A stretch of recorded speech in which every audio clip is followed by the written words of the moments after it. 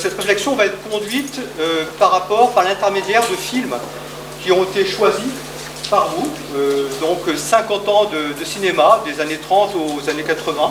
Je disais par nos femmes, maintenant on en est réduit à danser avec des putes qu'on n'est même pas sûr de baiser. Contrairement au théâtre, le cinéma est gravé définitivement. En 2020, on la montre pas pareil, on la met pas en scène pareil, on l'interprète pas pareil. Le théâtre, c'est comme la cuisine, comme les légumes. Tu refais, chaque cuisinier, chaque metteur en scène, avec les ingrédients, les acteurs, refait naître une œuvre. Le cinéma, c'est pas ma vraie voix, c'est pas sa vraie voix, c'est métallique, c'est pas la véritable, je suis là, c'est pas ce qui est là sur l'écran, c'est une image, le son, tout est faux. Mais ce qui est extraordinaire c'est pour ça que c'est un art, c'est qu'à partir du faux, c'est vous, le public, qui donnez la vie à ce que vous êtes en train de voir. Donc ça veut dire que c'est un art qui est au sommet de tous les autres, parce que c'est le seul où, dans une salle de 100 personnes, il y a 100 interprétations différentes. Le théâtre, il y a des gens qui sont là, sont des acteurs, on est dans la vraie vie, ils ont des sentiments, vous les recevez vous-même à l'intérieur. C'est ça la vie, hein, c'est ça la vie.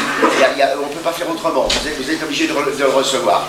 Au théâtre, il y a 3 acteurs, toi tu vas regarder celui-là, toi tu vas regarder celui-là, tout d'un coup qui se tait alors que c'est l'autre qui parle, tout d'un coup toi tu vas regarder les deux, l'ensemble, le décor. Vous faites le choix, c'est l'échange de sentiment à sentiment.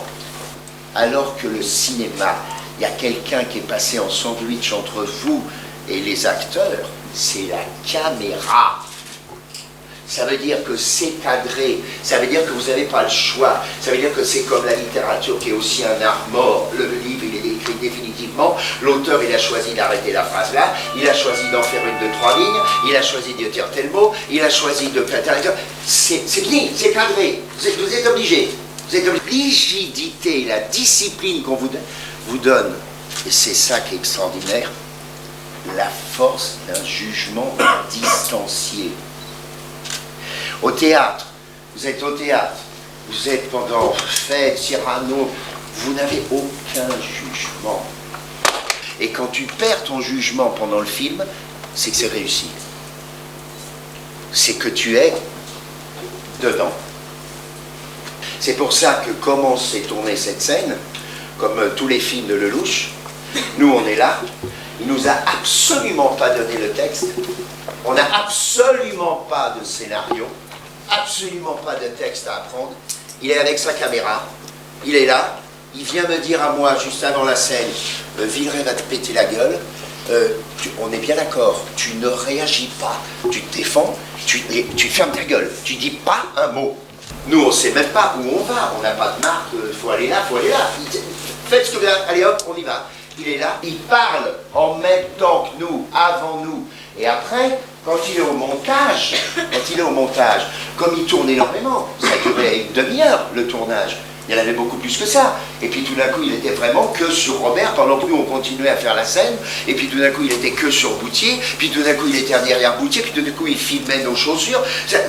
Exactement comme quand tu es en direct à la télé avec plusieurs caméras. Toc, Ossel, non, Huster, non, Viret, Huster, Boutier, Huster. Et le mec est là, tchoc, tchoc, tchoc, tchoc. Et il construit ce choix, cette écriture. Enlève le héros d'un film. Tu prends un montage de Mentaliste, tu coupes tous les plans où il est.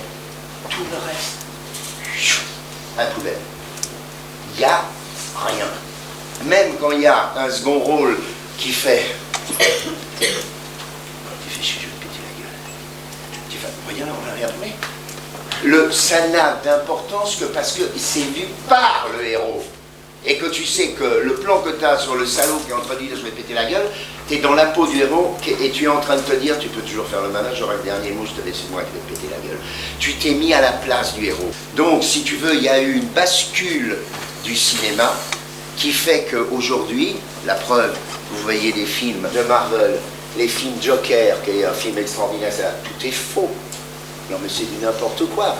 Non mais l'histoire, ça pissait de rire. Mais comme tu es au cinéma distancié, tu le juges comme, effectivement, une bande dessinée, quelque chose de totalement irréel. Et 20 ans à venir, il va y avoir de moins en moins de virtuoses du théâtre. Moi, à mon époque, je répétais les pièces 3 mois, sans déconner. Pendant 3 mois, je répétais l'avare, le misanthrope, Hamlet, Richard III. 3 mois à venir tous les jours pendant 8 heures à travailler. Le cinéma, c'est l'art du 1. Si jamais quelqu'un vous met autre chose dans la tête, qu'il aille se faire voir. Tout simplement parce que c'est comme ça, c'est comme la terre, le jour et la nuit, c'est l'équilibre vient de l'opposition entre deux choses. Ils ont tout fait, les animaux. Ils montent, ils sont méchants, ils attendent par derrière, ils sont tout d'un coup pleins de tendresse, ils remercient quelqu'un, ils sont fidèles, tout, sauf l'art. Pourquoi? Parce que l'animal n'a jamais voulu le chiffre 1.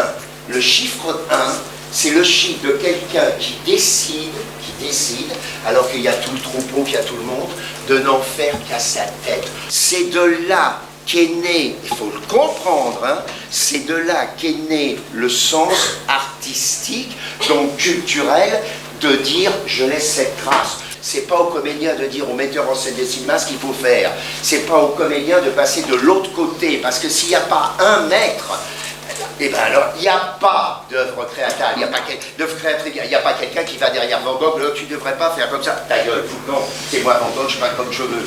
C'est dans votre tête qu'à partir de quelque chose qui n'est pas un film. Un scénario, c'est pas un film. La preuve, tu prends un scénario, tu le fais tourner par 30 personnes, aucun sera pareil. C'est le même scénario, rien à branler, il y a 30 films différents.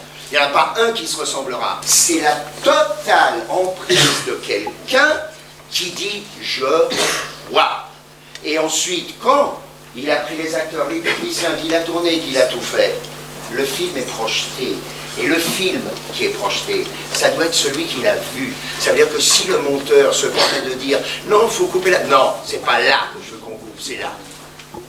C'est là, parce que je veux laisser les gens en attente de la réaction de l'autre. Quoi? Ta gueule, c'est ce que je décide.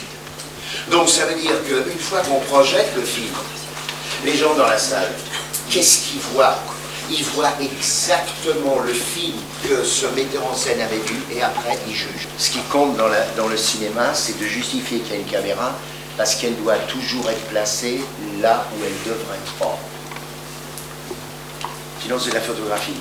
Donc quand tu distancies, tu te mets au-dessus et tu juges.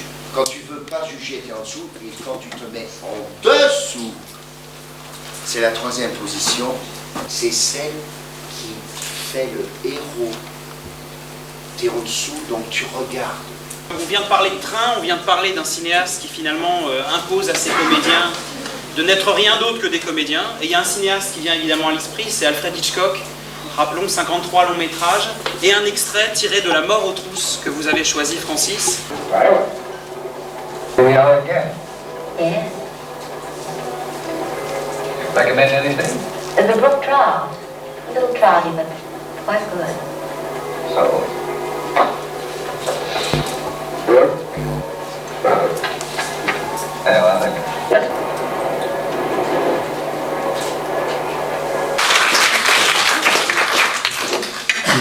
Je fais plus court comme ça, on va voir tous les extraits. Bon, Alfred Hitchcock est probablement un des 3 plus grands metteurs en scène de l'histoire du cinéma. Je l'ai rencontré. Hitchcock est un génie absolu. Et je vous conseille de prendre des films, des chefs-d'œuvre, hein, où la musique a été si importante. Autant On emporte le vent, Laurence d'Arabie, les films de Hitchcock, évidemment, les films de Spielberg, et d'enlever la musique. Et vous verrez à quel point elle peut sauver un film. Parce qu'elle projette le spectateur déjà dans ce qui va se passer.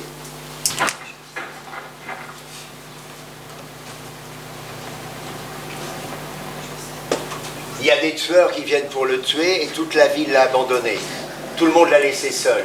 Et ça, c'est Grace Kelly, c'était sa fiancée, l'autre c'était sa pute, et elles foutent le camp toutes les deux.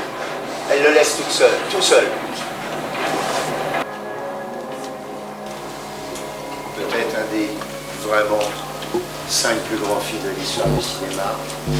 C'est absolument indispensable que vous le regardiez.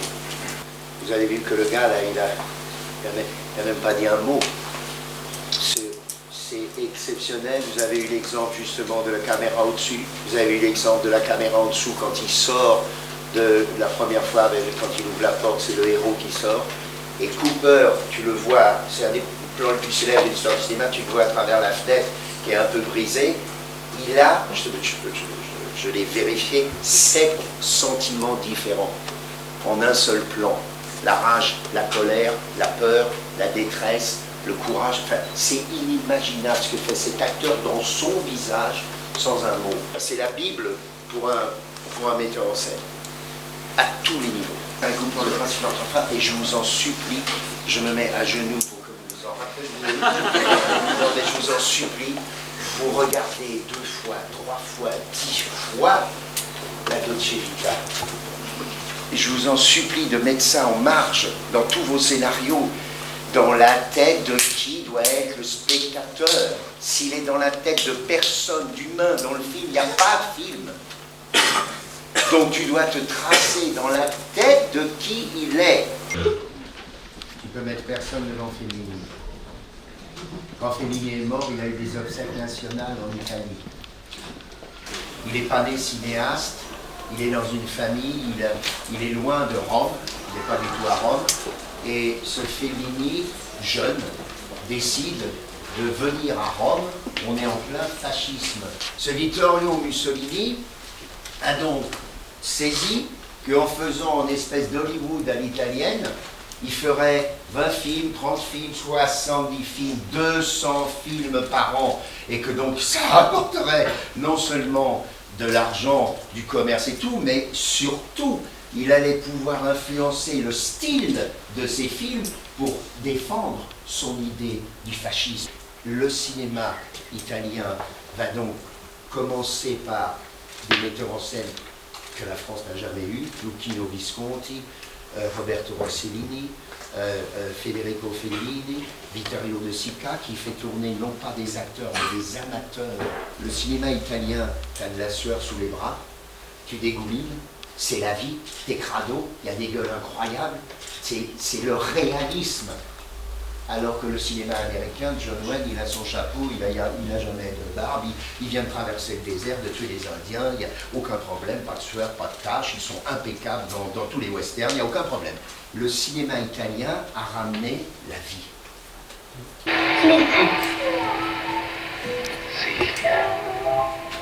Oh, hello.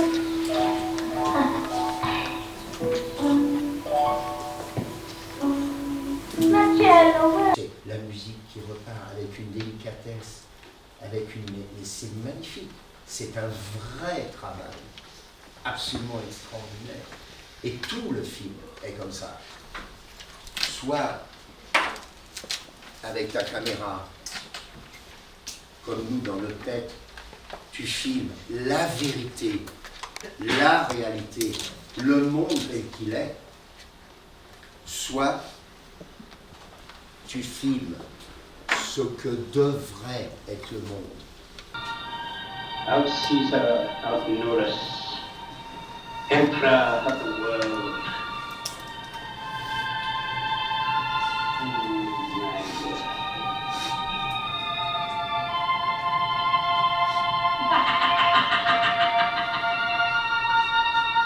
Le globe qu'il a entre les mains, Hitler, c'est 57 millions de morts. Même sur un sujet aussi horrible, il arrive à surmonter ça par le cinéma. C'est extraordinaire d'avoir ce culot-là. That's all right. We are not particular.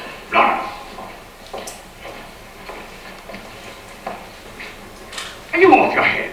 No. Up there, I'm not. Now look here, Lawrence, just clear out of here, will you? Come on, Lawrence. Get that boy out of here. Well, Je connais tout de Laurence d'Arabie, j'ai travaillé 4 ans dessus. Ça sera d'ailleurs la dernière œuvre que je jouerai au théâtre.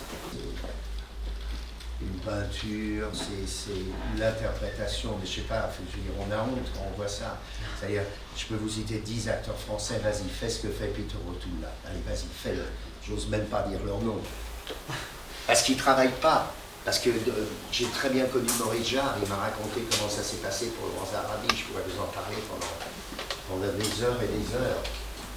Il est là, il est comme ça sur son piano, et il fait...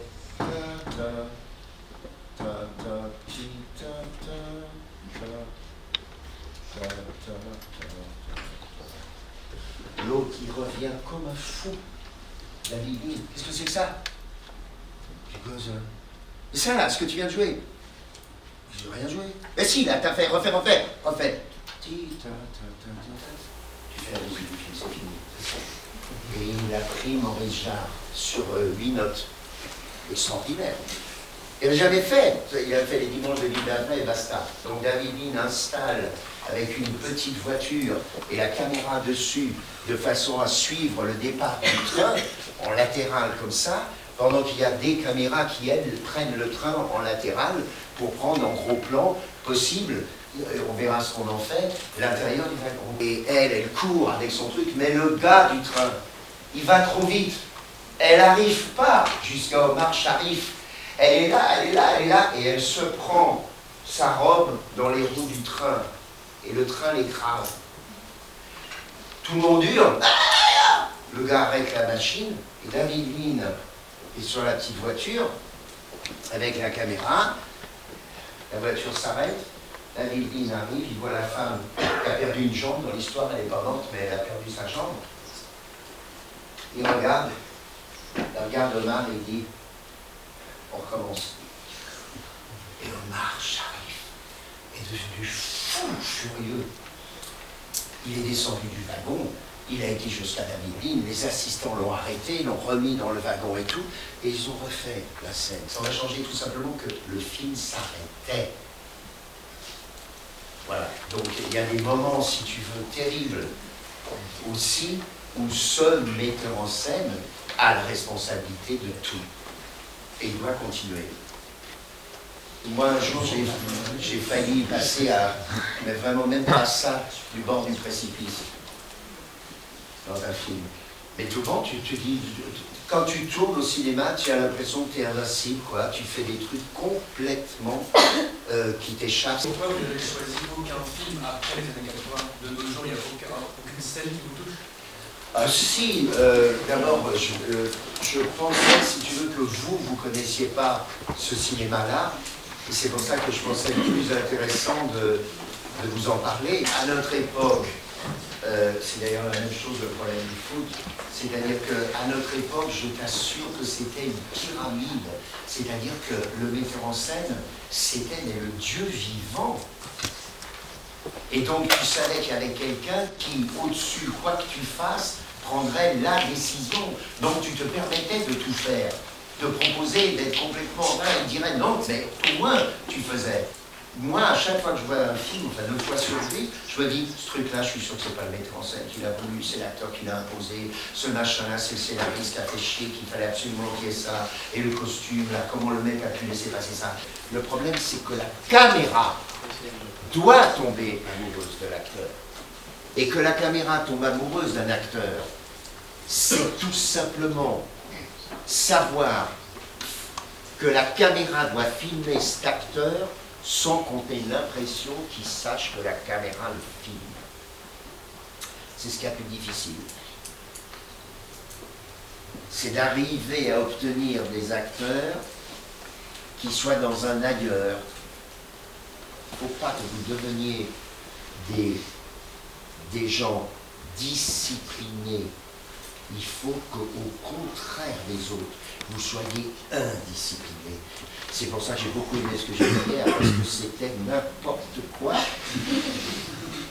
C'était je pense qu'à moi, c'était je suis dans l'indiscipline, c'était fait chier, je comme ça, c'est comme ça. L'instant que vous avez pris avec votre caméra, il ne devait jamais arriver.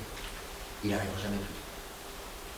Cette fille-là, qui a son short noir, là, que j'ai dit qu'elle est très belle tout à l'heure, c'est une folle. C'est ça qui m'intéresse, c'est de savoir, c'est qu'elle soit folle dans un truc. Ça ne m'intéresse pas qu'elle reste dans sa coiffure. Mais quelle cause, c'est me déranger. C'est ça qui est intéressant. Bah merci. Hein. Voilà. Merci à vous.